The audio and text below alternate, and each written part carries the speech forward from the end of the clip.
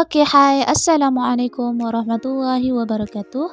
Kembali lagi bersama Ustazah Ruhil dalam subjek hadis bagi tahun 2. Oke, untuk pembelajaran kita pada hari ini kita teruskan dengan pelajaran 3, iaitu tajuk keredaan dan kemurkaan ibu bapa. Qala Rasulullah sallallahu alaihi wasallam, ridallah fi rida al-walidaini wa sukhtanallah fi sukhti al-walidaini.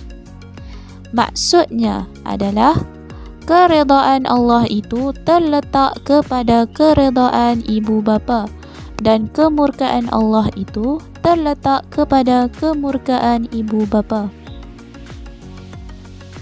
Okey, jom kita lihat sikit penerangan tentang tajuk keredaan dan kemurkaan ibu bapa. Okey, tengoklah penerangan di sini. Hadis ini membenarkan apa yang telah dimaklumi bahawa hubungan seseorang anak dengan ibu bapanya memiliki kaitan dengan hubungan kepada Allah Subhanahu Wa Taala. Okey. Hadis ini dia menceritakan tentang kaitan redha Allah dan juga redha ibu bapa. Okey. Jika seseorang anak berbuat baik kepada kedua ibu bapanya sehingga mereka redha kepadanya, maka Allah Subhanahu Wa Taala juga redha kepada anak tersebut. Okey, di sini untuk mendapat keredaan ibu bapa tu adalah untuk mendapat redha Allah tu kita kena dapat dulu redha daripada ibu bapa kita. Contoh dia. Okey, seseorang anak itu perlu berbuat baik kepada kedua ibu bapanya.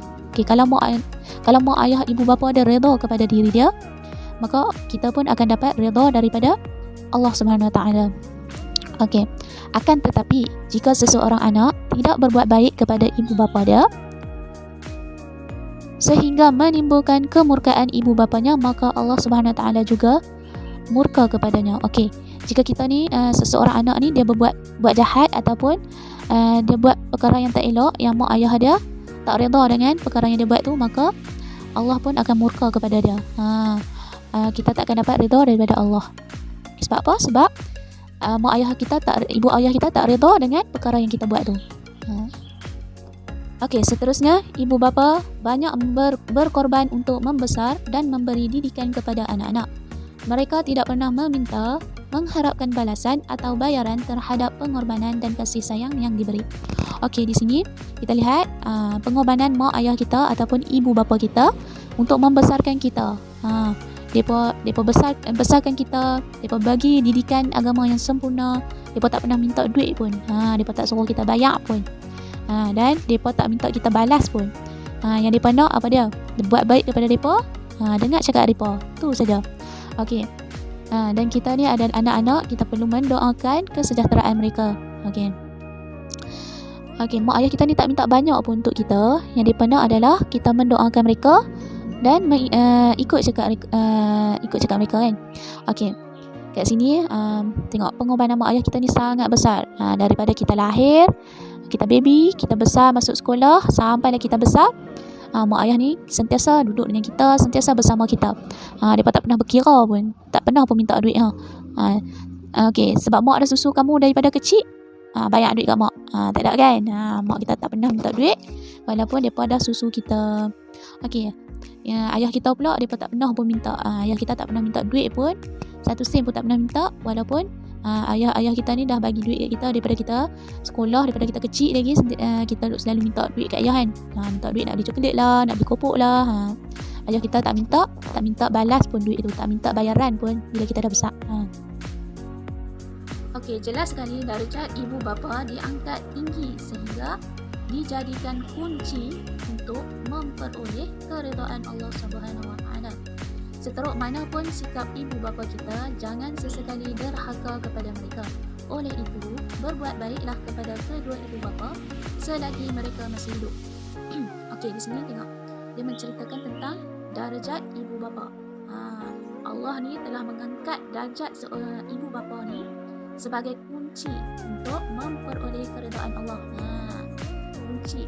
Okey, keredaan ibu bapa tu adalah kunci untuk kita mendapat redha Allah, untuk kita dapat redha Allah. Okey, siapa-siapa yang nak mendapat redha Allah ni senang saja. Kita perlu dapat redha ibu bapa dulu. Itu kita buat baik kepada mereka. Okey. Walaupun mak ayah kita tu sangat teruk dan kita tak suka kan perangai mereka, walaupun mak kita tu bid'ah ke, ayah kita rajin bid'ah ke, kita tak boleh derhaka dekat mereka, kita tak boleh lawan cakap mereka. Faham? Sebab redha Allah ni terletak kepada redha ibu bapa kita. Macam mana pun mak ayah kita kena berbuat baik kat mereka, tak boleh derhaka. Tak boleh derhaka.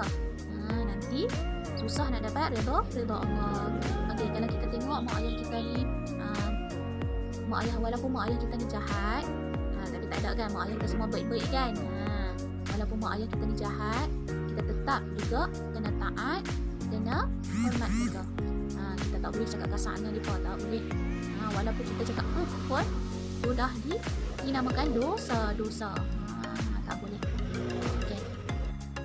Okey, dan yang terakhir adalah anak juga diingatkan untuk mendoakan ibu bapa walaupun mereka sudah meninggal dunia. Kita hendaklah berdoa dan memohon keampunan kepada Allah Subhanahu Wa Taala supaya menghapuskan segala dosa mereka dan menempatkan dalam kalangan orang yang beriman. Okey, di sini kita digalakkan, bukan digalakkan, kita diwajibkanlah. Diwajibkan untuk mendoakan ibu bapa kita walaupun mereka sudah tiada, walaupun mak ayah kita sudah meninggal. Kita haruslah mendoakan sentiasa, setiap hari selepas solat kita perlu mendoakan mereka. Doa supaya Allah ni menghapuskan segala dosa-dosa mereka ketika mereka hidup. Sentiasa menghapuskan dosa-dosa mereka dan juga menempatkan mereka di dalam kalangan orang-orang yang beriman. Kita ni sebagai anak, apa yang kita perlu buat kalau mak ayah kita sudah meninggal? Kita nak buat baik kat mereka dah tak boleh kan? Tapi ada satu benda yang kita boleh buat, iaitu sentiasa mendoakan mereka. Kita doalah benda yang baik-baik. Kita doa supaya Allah ni sentiasa menghapuskan dosa-dosa ibu bapa kita. Kerana apa? Doa anak-anak yang soleh akan dimakbulkan. Apa yang kita doa je lah. Kita doa, sentiasa doa dengan sepenuh hati, dengan hati yang ikhlas. Kita doa supaya Allah menghapuskan dosa mak ayah kita dan menempatkan mereka di dalam syurga. Walaupun mak ayah kita tak meninggal lagi, siapa-siapa yang ada mak ayah lagi, kita percaya semua masih ada mak ayah kan. Senang, mak ayah kita ada lagi, kita senang buat baik mereka. Buat baik. Sentiasa tanyalah dia, mak hari ni saya nak buat apa? Saya nak tolong. Okey, boleh? Okey, seterusnya kita lihat pula pengajaran hadis. Okey, apa yang kita dapat kalau kita beramal dengan hadis ni ataupun kita berbuat baik kepada ibu bapa. Okey, yang pertama adalah Allah Subhanahu Wa Taala akan mengasihi orang yang berbuat baik kepada ibu bapanya. Siapa yang buat baik kepada ibu bapa dia, Allah akan mengasihi dia. Allah akan sentiasa melindungi dia. Okey, yang kedua adalah seseorang yang menderhakai ibu bapa, Allah Subhanahu Wa Taala akan memurkainya. Yang ni semua orang takut kan. Okey. Yang ni adalah kalau seseorang tu dia buat jahat kepada mak ayah dia, ataupun dia murka kepada ataupun dia menderhakai ibu bapa dia, maka Allah akan murka terhadap diri dia. Siapa yang nak Allah murka kepada diri dia, try lah buat jahat. Tak payah duk ikut cakap mak ayah dia. Senang je nak masuk senang je tak mau dapat keredaan Allah ni. Buat jahat je. Tapi tak mau kan. Anak-anak cikgu semua baik-baik kan. Semua nak dapat pahala, semua nak dapat keredaan Allah. Jadi kamu perlulah berbuat baik kepada ibu bapa kamu. Tak boleh derhaka kepada mak ayah kamu. Okey, yang ketiga adalah kita haruslah mentaati ibu bapa selagi apa yang disuruhnya tidak bertentangan dengan perintah Allah Subhanahu Wa Taala.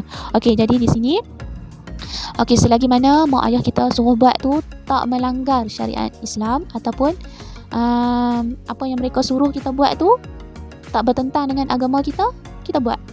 Jangan walaupun kita tak boleh kata ataupun kita tak boleh kata malah tak boleh. Selagi mak ayah kita suruh buat tu benda yang baik, kita buat.